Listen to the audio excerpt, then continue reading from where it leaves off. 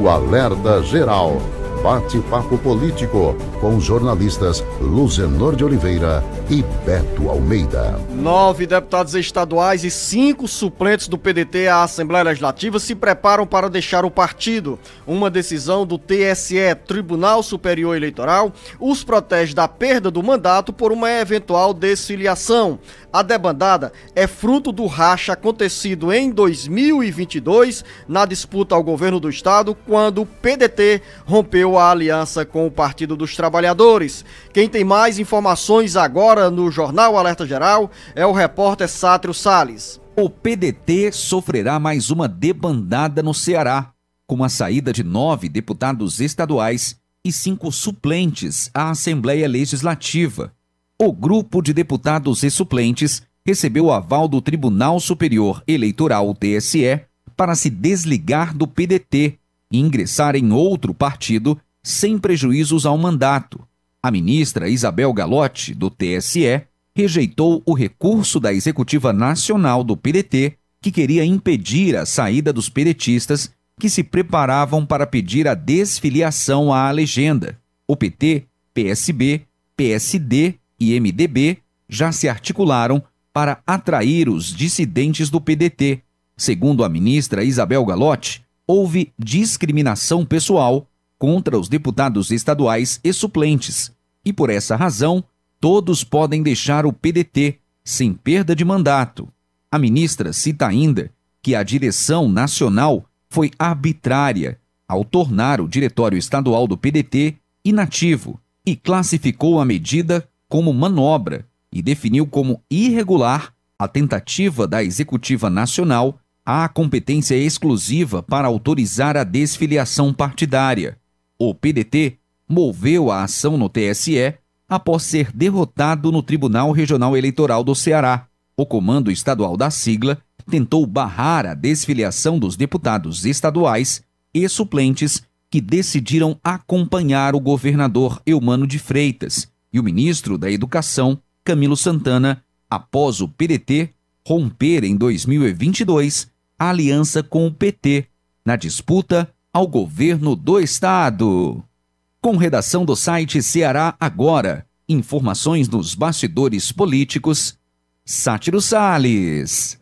Essa debandada, Marcos Furlan, é fruto do desdobramento da crise enfrentada pelo PDT desde as eleições de 2022, quando o partido rompeu uma aliança histórica com o PT. De lá para cá, as divergências se aprofundaram, o PDT enfrentou essa divisão. O primeiro parlamentar a se desligar do PDT foi o presidente da Assembleia Legislativa, Evandro Leitão, que recorreu à justiça, primeiro pediu a anuência do partido e recebeu uma carta do então presidente regional, senador Cid Gomes, para deixar o PDT sem prejuízo ao mandato, ou seja, sem ameaça de cassação de mandato. Evandro, à época, tinha um argumento convincente. Ele simplesmente não recebeu dinheiro do fundo eleitoral porque em 2022 já tinha conflitos com a executiva estadual do PDT, ou seja, ficou caracterizada ali a discriminação em relação a Evandro Leitão, uma vez que os demais parlamentares candidatos à época receberam recursos do fundo eleitoral. Evandro foi à justiça, ganhou o direito de deixar o PDT, de se desfiliar do PDT sem risco de perder o mandato. E agora, com essa nova decisão, como desdobramento da crise interna, o Tribunal Superior Eleitoral, como relatou o Sátrio Salles, tomou essa decisão beneficiando os deputados Salmito Filho, Jeová Mota, Lia Gomes, Guilherme Landim, Marcos Sobreira, Oriel Nunes, Osmar Baquite, Romeu Aldigueri e Sérgio Aguiar. 5 suplentes que foram convocados para exercer o mandato na Assembleia Legislativa, também são beneficiários dessa medida que vem do TSE. Nessa lista estão os suplentes Tim Gomes, Antônio Granja, Bruno Pedrosa, Guilherme Bismarck e Elaine Coelho, todos poderão se desligar do PDT, repito, sem risco de perder o mandato, sem risco de punição pela justiça. Jornalista Luzenor de Oliveira, com essa debandada do PDT, qual é o futuro do partido na Assembleia Legislativa e no Ceará, o Luzenor de Oliveira? Vamos primeiro, Marcos Surlan, esperar o resultado das eleições municipais para saber qual o tamanho que o PDT terá após o dia 6 de outubro. Se o PDT mantiver a Prefeitura de Fortaleza, o maior colégio eleitoral do Ceará, o partido fica com fôlego para se fazer bem presente na disputa ao governo do estado em 2026 e também ao Senado, quando teremos 2 vagas abertas.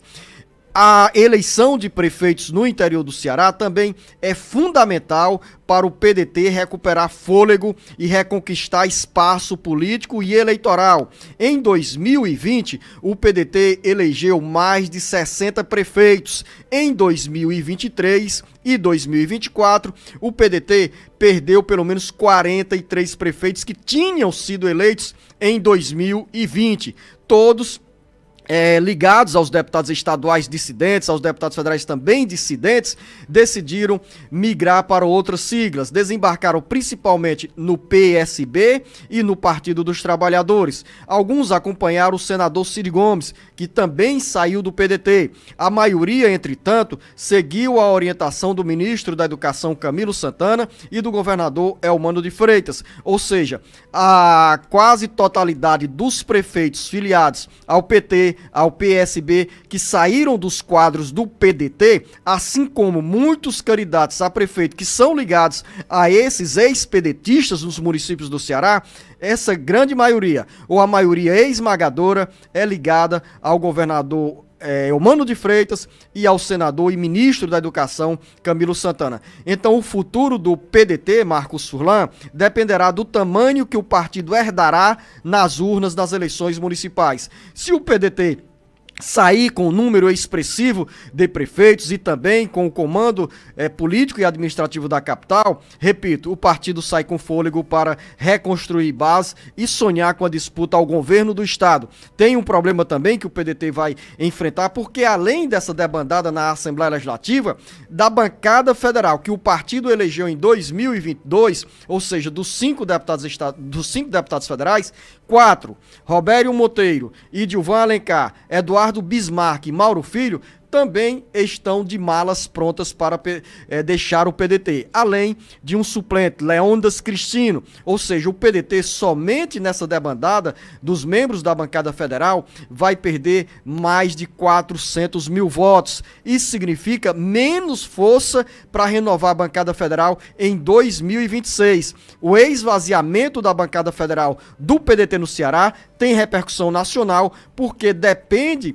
do número de parlamentares na Câmara dos Deputados, a composição, ou seja, o volume de recursos do fundo partidário e do fundo eleitoral. Daí, esse novo cenário a ser desenhado após as eleições municipais, dependendo do número de prefeitos e do número de votos que o PDT irá receber, tanto na região metropolitana de Fortaleza, quanto no interior do Ceará. Como o assunto é disputa das eleições municipais, em Caucaia, o segundo maior colégio eleitoral do Ceará, tem uma disputa bem acirrada e mais de 245 mil eleitores aptos a votar no primeiro turno. Carlos Alberto. A briga pela Prefeitura de Caucaia tem nas eleições de 6 de outubro 245.552 mil eleitores aptos a votar. Caucaia é o segundo maior colégio eleitoral do Ceará, ficando atrás apenas de Fortaleza. E pelo quadro de votantes, ainda está bem longe de ser alcançada pela segunda maior cidade do estado, que é Juazeiro do Norte, que concentra 198.133 eleitores. Sede de grandes empresas e indústrias instaladas no complexo industrial e portuário do Pecém, Caucaia passou por um verdadeiro boom no contingente de eleitores. Em 2012, a cidade registrava 193.059 eleitores, saltando para 213.181 em 2016 e 222.128 em 2020. O crescimento no número de habitantes e, como consequência de eleitores, aconteceu paralelo à transformação empresarial e industrial e no mercado de trabalho. Ao longo de 25 anos, desde a instituição da reeleição, apenas um prefeito, Washington Góes, teve o mandato renovado. O atual prefeito Vitor Valim, do PSB, declinou da reeleição e se aliou ao candidato do PT, Valdemir Catanho, que recebe o apoio do governador Eumano de Freitas, do ministro Camilo Santana e do presidente Lula. A disputa pela prefeitura tem outros 3 nomes: Naomi Amorim, ex-prefeito filiado ao PSD, Emília Pessoa, do PSDB, e o coronel Aginaldo, do PL, apoiado pelo ex-presidente Bolsonaro. Com informações dos bastidores políticos, Carlos Alberto. Não poderia ser diferente, Marcos Furlan. Colégio eleitoral com 245 mil votantes, 4 candidatos, como acaba de destacar o repórter Carlos Alberto. E nessa briga tem o acirramento, com um cenário de uma disputa a ser levada para o segundo turno. No primeiro turno, nenhum dos candidatos, pela divisão que nós temos hoje, pela pulverização de votos entre Valdemir Catanho, Coronel Aginaldo, Emília Pessoa e Naomi Amorim, cada um tem uma fatia de votos e nesse quadro nenhum deles tem condições de somar mais de 50% dos votos no primeiro turno, o que impediria a eleição de ser levada ao segundo turno. Ou seja, pelo cenário traçado nesse momento, pelas pesquisas de intenção de votos, Caucaia, segundo o maior colégio eleitoral do Ceará, terá sim a eleição, a disputa pela prefeitura no segundo turno.